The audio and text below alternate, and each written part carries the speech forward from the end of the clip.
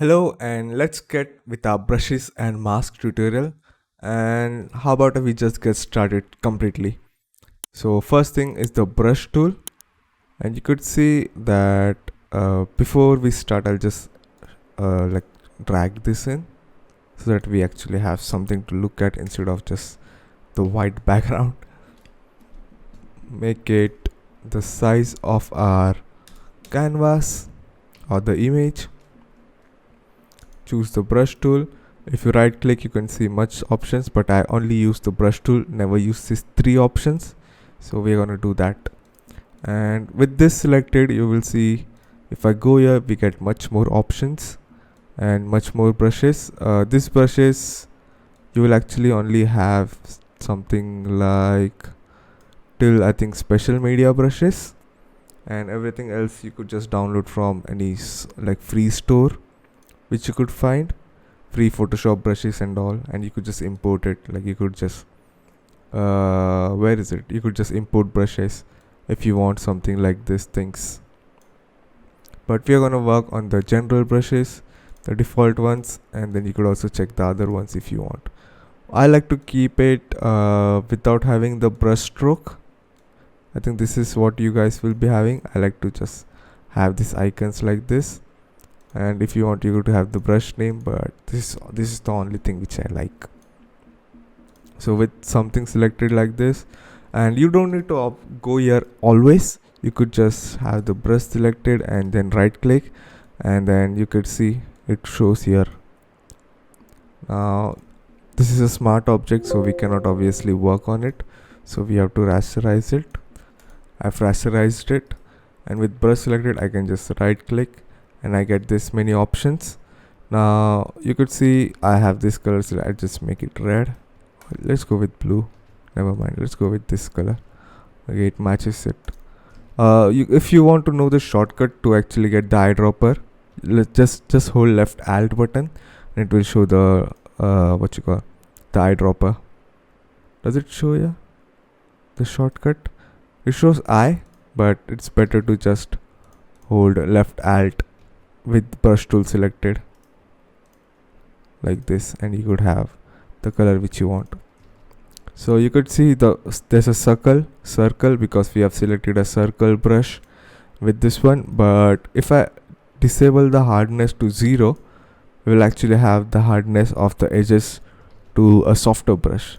With 50 selected, it would be less harder or like less soft or more softer, depending on how you want to say it. But let's say if I keep it to 20, it will be have 20% hardness.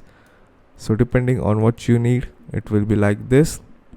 Now one thing you could see, if I drag my mouse like this, I should work in a new layer.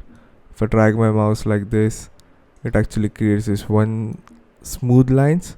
So how about we just go to the character, nope, not character, brush settings, and for me it is here in this window, and then you could go here and you could see or select the smoothing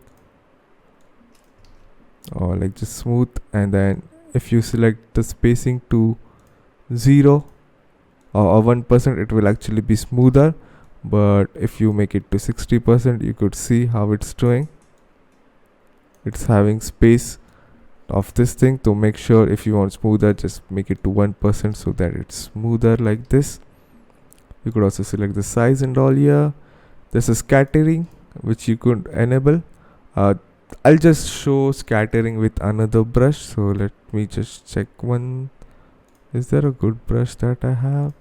So this one, you could see it has already enabled scattering.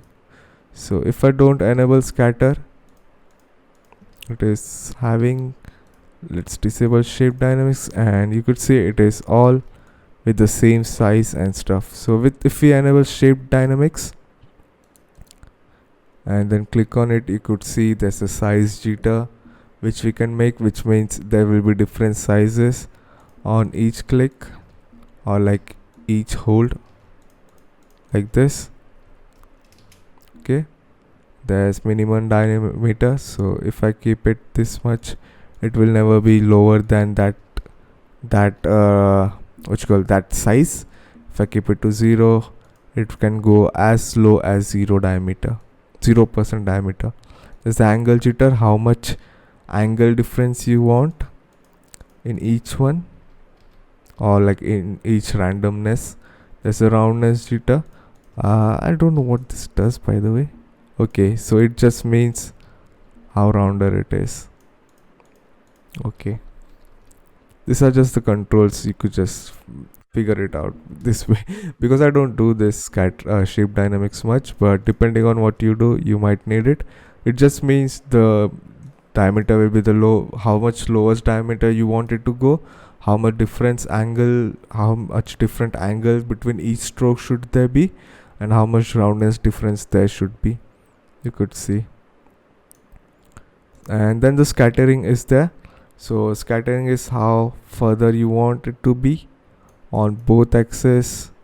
This one, then count of the scatter on each, like if I keep it to, okay, I don't know what it's count jitter. I think it just makes it random on counts, but depending on how much count you keep, it will have this jitter effect. Not jitter effect, this randomness effect. You could see. Can we not control it? I thought I can control it much better, but it seems I cannot. I don't use scatter and shape dynamics much, and that's the smoothing which we already learned. Then let's get to the basic brushes again. I can just right click, I forgot. So that was one thing. You could see the smoothing effects. So you could also like make this go like this and like change its shape so that you could have that shape. You could also change the direction which you want for each one, and you could also do it with any kind of brush that you have. So one thing which many people or which we use is we use the mask. So if I click mask on this one, it creates a new section here, and I've already showed mask in my previous videos, how to use it in with marquee tools and stuff, but this much in this one we will actually be showing you this brush tool. Now you could see I can change the size of this one with this sliders. I can also do this. I can have specific lengths, but what I like to do is I hold left alt and right click, left alt and right click to do this one. You could see if I hold left alt, it switches to this section, so I can select the color which I want as the default one. You could see I can change the left alt, but if I hold left alt and right click, it will just show this pop-up, and I can just drag my mouse left and right to actually do this. So left alt and right click holding, you could do this thing. Whenever you select mask, there will only be two options. You cannot change the color because you're in mask. You could actually change it to like only grayish to black color. You cannot choose like this colors. So how about we just work with the default ones? What it means is, what mask means is you are masking the area which you want and which you don't want. So if I press shift, what was it? Okay, left alt, it will actually show the mask.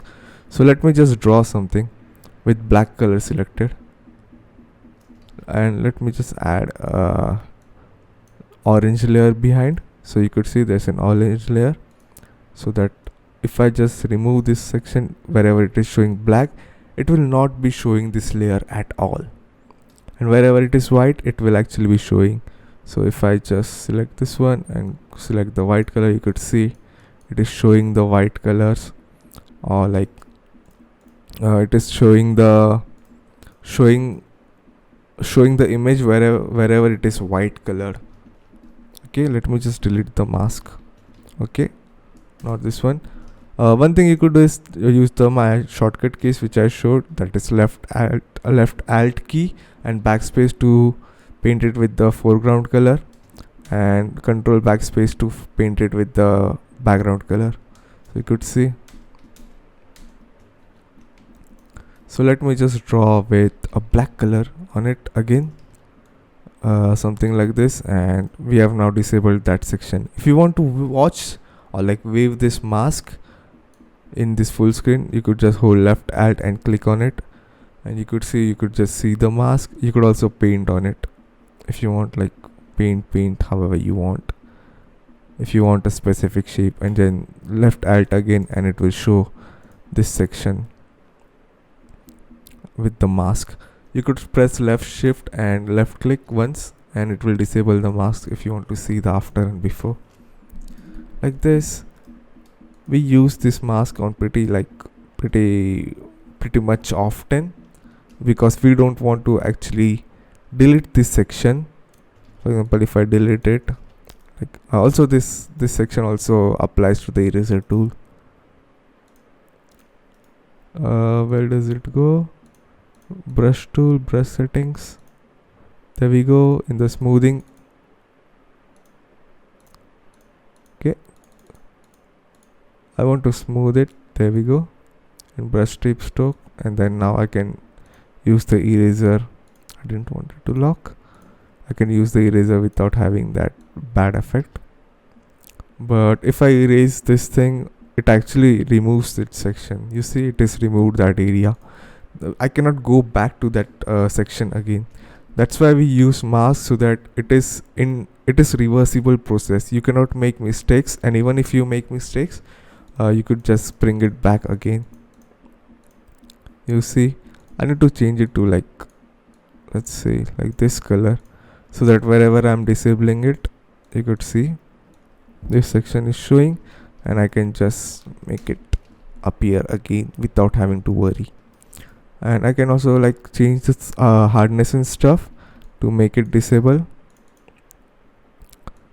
Well, what should I do? I'll keep it black right now, and then I can just disable it so that it is smoother. You could see the edges are smoother, a lot more smoother.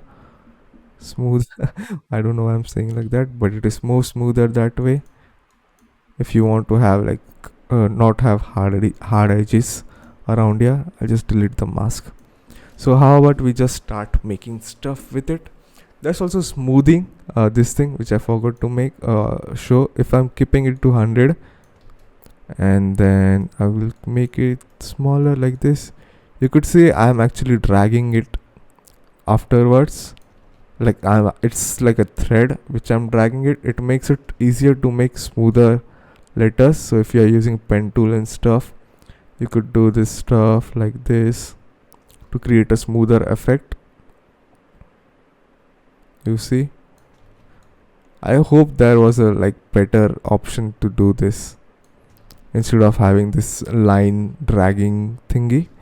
But that's also one thing. There's obviously opacity and stuff which you could control, how much opacity you want it, how much flow you want it.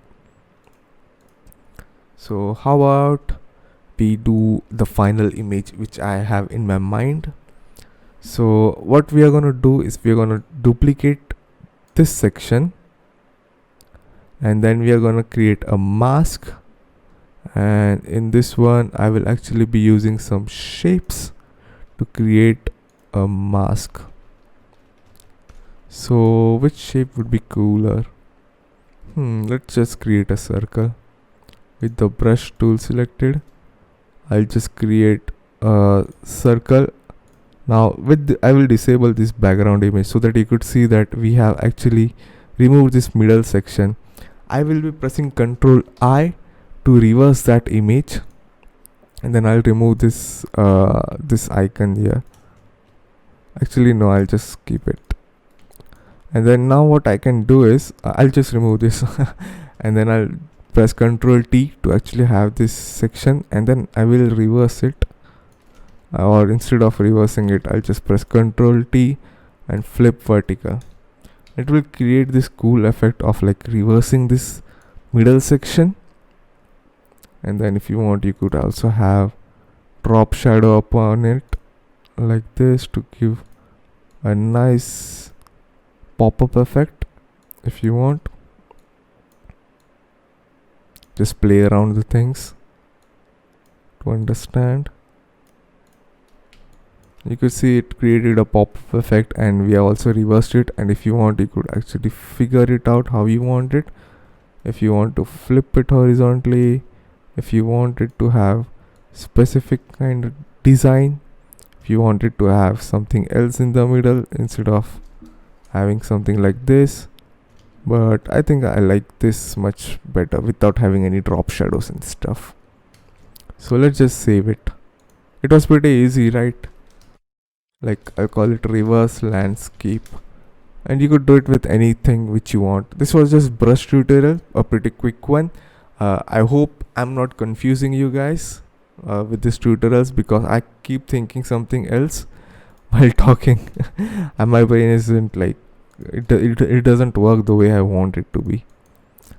So that's one. This is also looking cool, right? Something like a moon in the middle of this thing. So yeah, next video, let's go.